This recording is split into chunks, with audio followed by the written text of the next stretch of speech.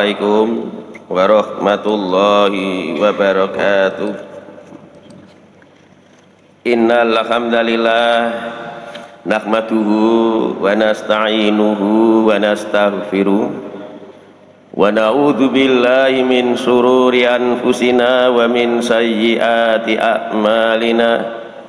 May yahdihillahu fala mudhillalah wa may yudlil fala hadiyalah. Asyhadu an la ilaha illallah wa asyhadu anna Muhammadan abduhu wa rasuluh la nabiyya wa la rasula ba'da.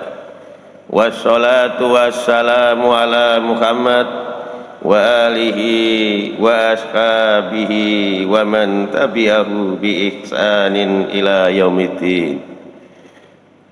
Bapak-bapak, ibu-ibu jamaah Masjid Agung ingkang minulya, alhamdulillah kula lan panjenengan sedaya saat menika tasih diparingi oleh Allah Subhanahu wa taala nikmat sehingga kita saged ngelampahi ibadah, kita saged ngelampahi salat subuh kanthi berjamaah, banjur kita lajengaken kalih mencari ilmunya Allah Subhanahu wa taala.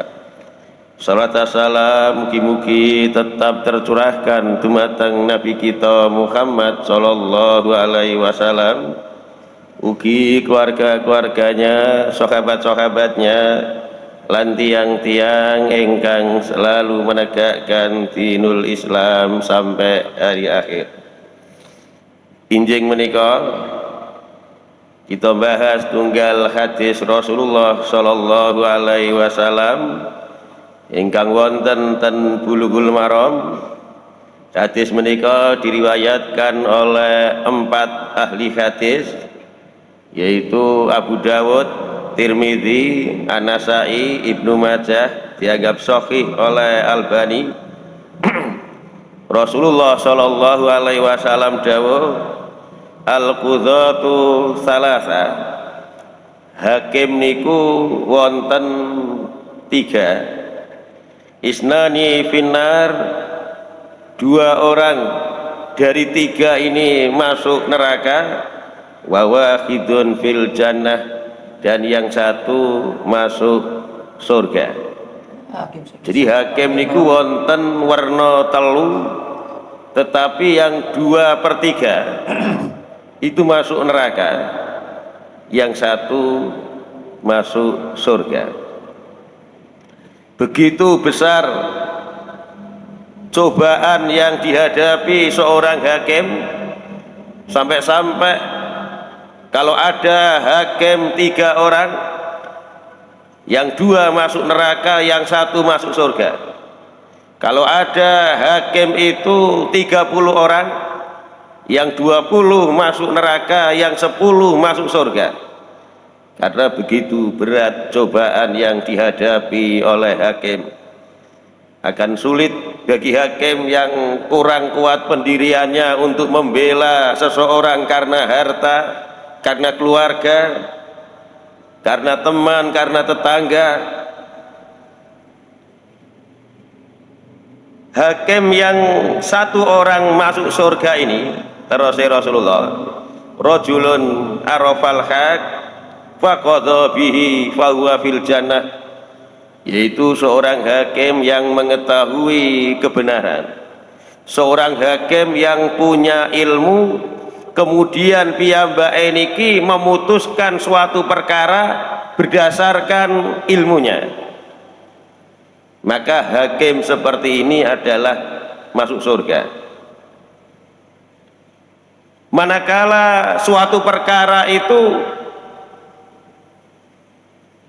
perkara yang ada kemungkinan keputusannya 2 macam, maka hakim walaupun memutuskan salah satu di antara 2 itu dianggap hakim yang masuk surga. Jadi di dalam hadis yang lain itu disebutkan, idza hakamal hakim, apabila hakim itu akan menghukumi sesuatu masalah, wajtahada tsumma asaba, kemudian hakim ini berijtihad bersungguh-sungguh untuk memutuskan suatu perkara, banjur perkara yang diputuskan itu benar, sesuai, jadi ijtihadnya benar, falahu ajroni, maka hakim itu mendapat 2 pahala. Wa idza hakama fajtahada tsumma aqta'a, nalikane piyambake berijtihad dan ternyata salah dalam memutuskan hukum, falahu ajrun, maka piyambake mendapatkan 1 pahala.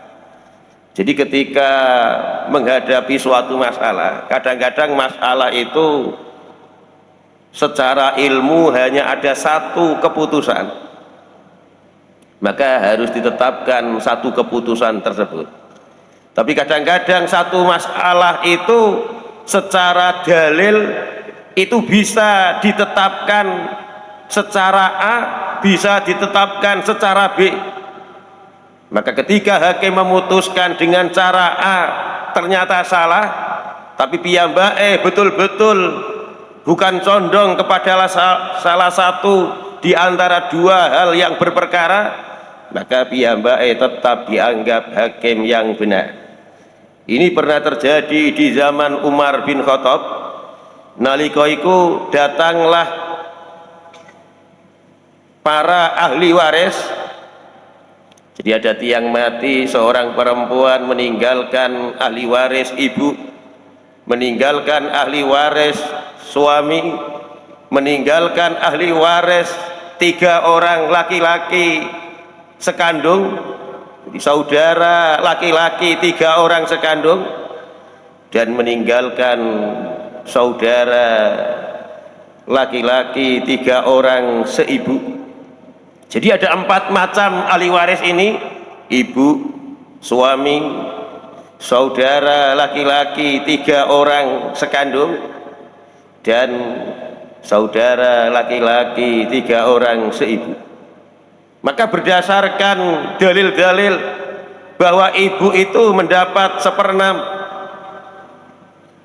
suami mendapat separuh, jadi ibu mendapat 1/6 karena si mati punya saudara lebih dari 1, suami mendapat setengah karena istri mati tidak meninggalkan anak, kemudian 3 saudara laki-laki sekandung itu asobah, nunggu sisa, kemudian 3 orang saudara laki-laki seibu itu dapat 1/3. Dengan asal masalah 6, maka 6 ini ibu dapat 1 bagian, 1 saham, suami dapat 3 saham, 3 orang saudara laki-laki seibu dapat 2 saham, sehingga genap 6. Sementara 3 orang saudara laki-laki sekandung nunggu sisa dan ternyata tidak ada sisanya. Maka Umar menetapkan bahwa saudara laki-laki sekandung ini tidak mendapat karena asobah yang ditunggu tidak ada sisanya. Ini Umar memutuskan dengan putusan ini, maka persoalan selesai. Kemudian beberapa bulan kemudian datanglah persoalan yang sama persis, hanya orangnya yang berbeda. Umar memutuskan seperti putusan yang pertama, bahwa 3 orang saudara sekandung itu tidak mendapat karena asobah, dan asobah itu nunggu sisa, ternyata tidak ada sisanya. Ketika diputuskan ini, maka putusan yang kedua ini saudara sekandung ini protes. Umar, anggaplah bapakku iku watu, anggaplah bapakku iku watu, bukankah aku dengan si mayit itu tunggal mak? Jadi umpama kok gak bapak-bapakan, aku mbek mayit iku tunggal ibu. Kenapa yang tunggal ibu kamu kasih bagian, saya yang tunggal bapak, tunggal ibu tidak mendapat? Kalau begitu saya tidak usah bapak-bapakan, anggaplah bapakku itu adalah watu yang dibuang ke sungai. Bukankah saya dengan si mayit itu adalah satu ibu? Maka ketika peristiwa yang kedua, Umar memutuskan bahwa bagiannya 3 orang saudara laki-laki seibu yang mendapat 2 saham itu dibagi rata dengan 3 orang saudara laki-laki sekandung. Ini namanya ijtihad. Putusan yang kedua tidak mempengaruhi putusan yang pertama. Ini hakim memutuskan berbeda karena memang dalil itu tidak ada yang persis dalam hal ini, maka dalam hal ini adalah ijtihad. Nah, ini hakim macam pertama, yaitu hakim mengetahui ilmu tentang masalah yang dihadapi, kemudian memutuskan masalah tersebut berdasarkan ilmunya, maka hakim macam yang pertama ini adalah masuk surga. Kemudian hakim yang kedua, wa rajulun arafal haq falam yaqdi bihi wa jara fil hukmi fa huwa finnar, yaitu seorang hakim yang mengetahui suatu kebenaran, dia mempunyai ilmu tetapi dia menyimpang dari ilmu tersebut, dia memutuskan perkara karena didasarkan kepada uang, didasarkan kepada suap, didasarkan kepada tetangga, keluarga, teman, sehingga hukumnya menyimpang.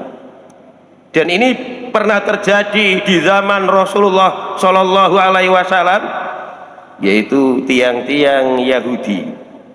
Ketika ada seorang perempuan Yahudi, perempuan yang punya kedudukan tinggi, itu mencuri, maka tiang Yahudi itu tidak menghukum orang-orang yang punya pengaruh, orang-orang yang punya jabatan, itu tidak dihukum berdasarkan kitab Taurat, tidak dipotong tangannya.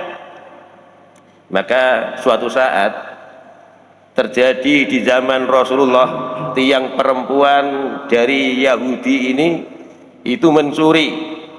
Kemudian tiang-tiang Yahudi itu musyawarah bagaimana caranya supaya tiang perempuan ini tidak dipotong tangannya oleh Muhammad, karena waktu itu hukum dipegang oleh Rasulullah Shallallahu Alaihi Wasallam.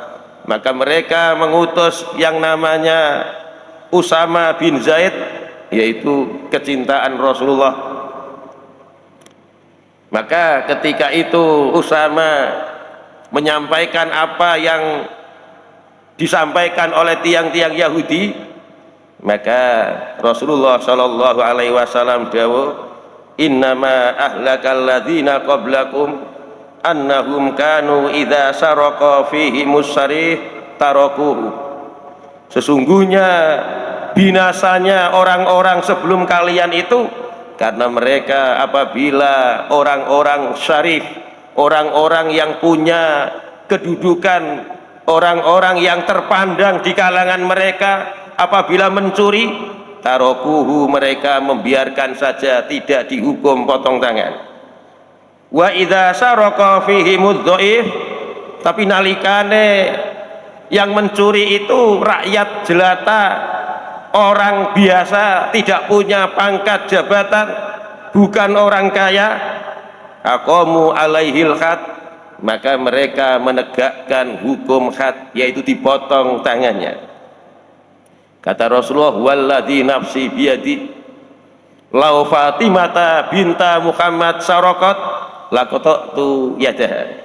Demi Allah yang jiwaku di tangannya, seandainya Aisyah anaknya Muhammad itu mencuri, laqata'tu yadaha, sungguh aku potong tangannya. Jadi di zaman Rasulullah, tiang-tiang Bani Israel sebelum Rasulullah memegang kekuasaan itu memang punya perilaku seperti di zaman kita ini. Ketika orang-orang yang punya pengaruh melanggar hukum, mereka dibiarkan atau paling tidak hanya dihukum yang ringan-ringan saja.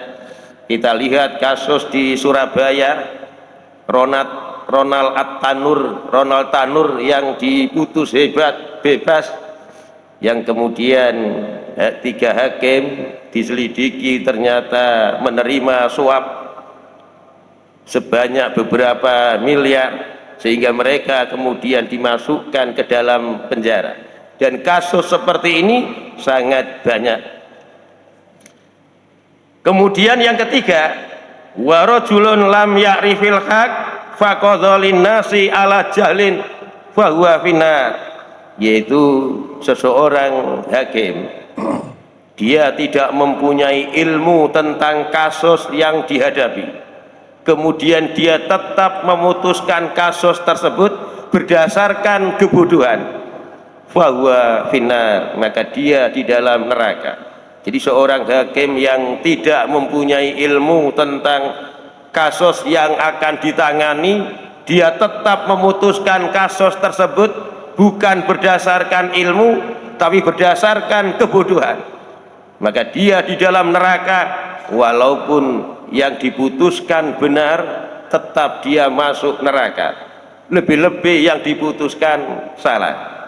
Maka inilah hakim yang diperingatkan oleh Rasulullah Shallallahu Alaihi Wasallam, supados kula lan panjenengan sedaya memutuskan ketika kita dijadikan suatu hakim atau penengah, maka putuskanlah berdasarkan ilmu dan putuskanlah berdasarkan kebenaran.